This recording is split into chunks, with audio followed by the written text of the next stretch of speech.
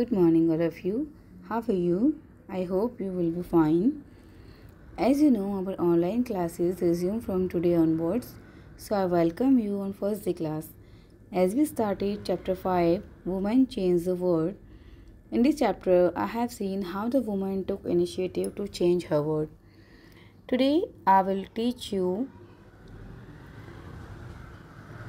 how the women's movement took place. Women and girls now have the right to study and go to school. There are other spheres like legal reform, violence, and health, but the situation of women and girls has improved. These changes have not happened automatically. Women individually and collectively have struggled to bring about these changes. This struggle is known as women's movement.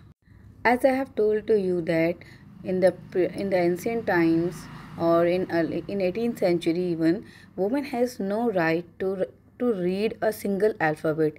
So जो ये changes हुए हैं ये केवल एक दिन में नहीं हुए हैं, ऑटोमेटिकली चेंज नहीं हुए हैं. From the beginning till present time women ने बहुत ज़्यादा स्ट्रगल किया है, ठीक है. और जिस तरीके से उन्होंने जो स्ट्रगल किया है, इसी स्ट्रगल को वुमेन का मूवमेंट कहा जाता है कि उन्होंने क्या क्या स्ट्रगल करने के लिए अपनी क्या क्या स्ट्रेटजीज उन्होंने अपनाई हैं. देखो, individual women and women's organisation from different parts of the country are part of the women. और बहुत सारे ऑर्गेनाइजेशंस और बहुत सारी वुमेन्स इस मूवमेंट का पार्ट रही हैं. मीन्स कि सारे सब लोगों ने मिलकर के इस मूवमेंट को इस आंदोलन में भाग लिया है. और तब जा कर के वुमेन को आज जो ये प्रॉपर कंडीशंस मिल पाई हैं, जो कि आप पढ़ती हो कि साथ में बच्चे आज स्कूल साथ में गर्ल्स और बॉयज़ साथ में पढ़ते हैं.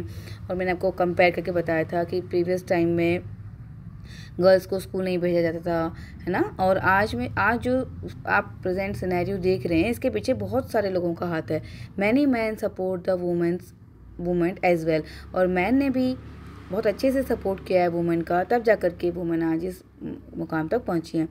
The diversity, passion and effort of those involve makes it very vibrant movement. Different strategies have been used to spread awareness, fight discrimination and seek justice. तो क्या क्या वुमेन के साथ इनजस्टिस हुए थे, मैंने क्लास में आपके साथ डिस्कस किया था. तो इसके लिए वुमेन ने क्या किया, डिफरेंट टाइप की स्ट्रैटेजीज बनाई. स्ट्रैटेजीज मीन्स वुमेन ने एक फिक्स टारगेट फिक्स किया, मीन्स कि एक जो टारगेट उन्हें पूरा करना है, और फिर उसको धीरे धीरे उन्होंने उसको कंप्लीट किया, ठीक है. और बहुत साइलेंट वे में. तो उन्होंने कैसे जब आंदोलन जो किया था, उन्होंने क्या क्या स्ट्रैटेजीज उन्होंने बनाई. देखो, फाइट डिस्क्रिमिनेशन, जो डिस्क्रिमिनेशन था इसके खिलाफ भी उन्होंने आवाज़ उठाई. तो क्या क्या तरीके थे मूवमेंट के, वो हम आगे देखेंगे. इसमें फर्स्ट था campaigning. Campaigns to fight discrimination and violence against women are an important part of the women's movement. Campaigns have also led to new laws being passed. तो कैंपेन जो था ये बहुत सबसे अच्छा तरीका था जो वुमेन को अपने खिलाफ, जो उनके साथ जो इनजस्टिस हो रहा है उसके खिलाफ आवाज़ उठाने का सबसे अच्छा तरीका था कैंपेनिंग, ठीक है.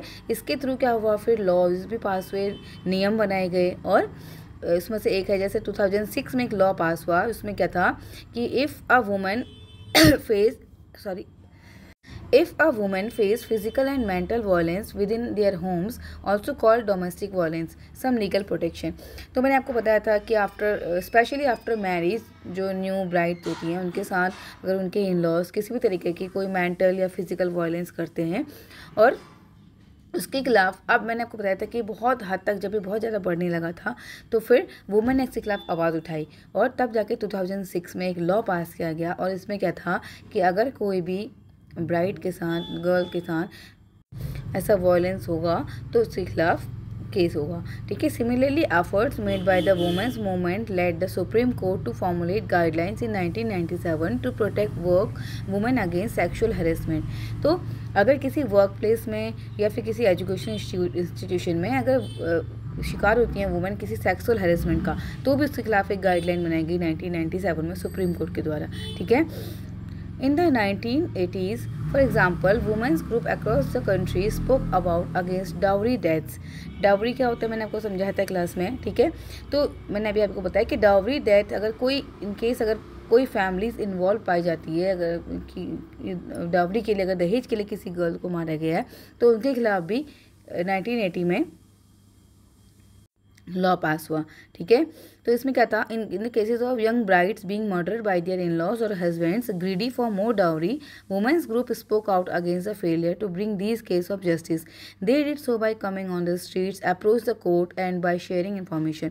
तो क्या हुआ, वुमेन ने इसके खिलाफ आवाज़ उठाई जब उनके ससुराल वाले या उनके हस्बैंड अगर उनको दहेज के लिए मार दे रहे थे. ठीक है, जब देखा बहुत सारी वुमेन को दहेज के लिए मार दिया गया तो उसके बाद वुमेन ने प्रोटेस्ट किया. ठीक है, वुमेन ने आवाज़ उठाई, वो क्या करा, उन्होंने वो कोर्ट में अप्रोच किया और स्ट्रीट्स पे आ गई बैनर वगैरह सब लेकर के. ठीक है, अपने बचाव के लिए. ठीक है, तो eventually this became a public issue in the newspapers and society and the dowry laws were change to punish families who seek dowry.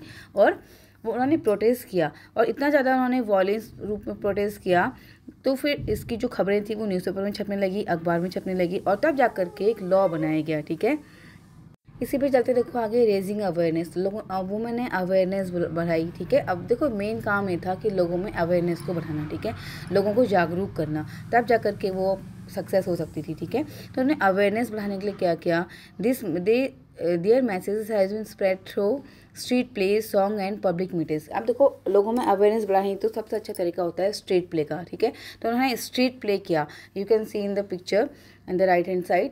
तो उन्होंने क्या करा, स्ट्रीट प्ले किया और डिफरेंट टाइप के सॉन्ग बनाए जिससे कि वो लोगों को जागरूक कर पाए और पब्लिक मीटिंग्स की.